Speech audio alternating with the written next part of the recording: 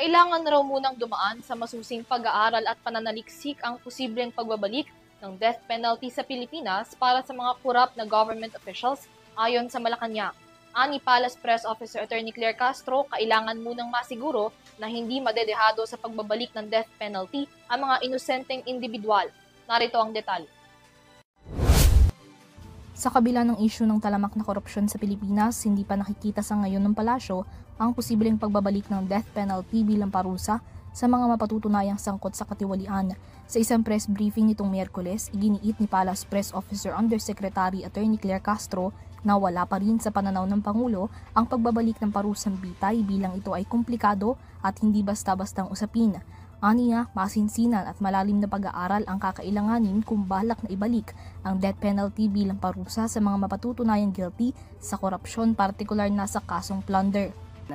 Dapat pong aralin to dahil hindi lamang po ito bigla-biglang sinasabi na dapat nandiyan ang death penalty. Inaaral mabuti dahil po dapat malinis, mabuti, maging maayos. Itong tinatawag nating 5 pillars of criminal or justice system rather. 5 pillars of justice system.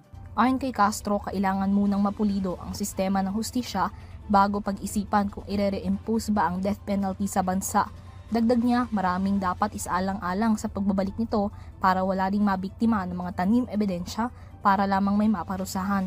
Ebidensya. Paano kung ang inosente ay nagawa ng intriga at naplantahan ng ebidensya? Death penalty ang maaaring ipataw. Kawawa naman po yung masasabi nating inosente. Muling umingay ang potensyal na pagbabalik ng death penalty sa bansa kasunod ng isyu ng korupsyon, kaugnay ng mga maanumalyang infrastructure projects. Para sa EuroTV News, Mia Layagin, sumasaludo sa bawat Pilipino.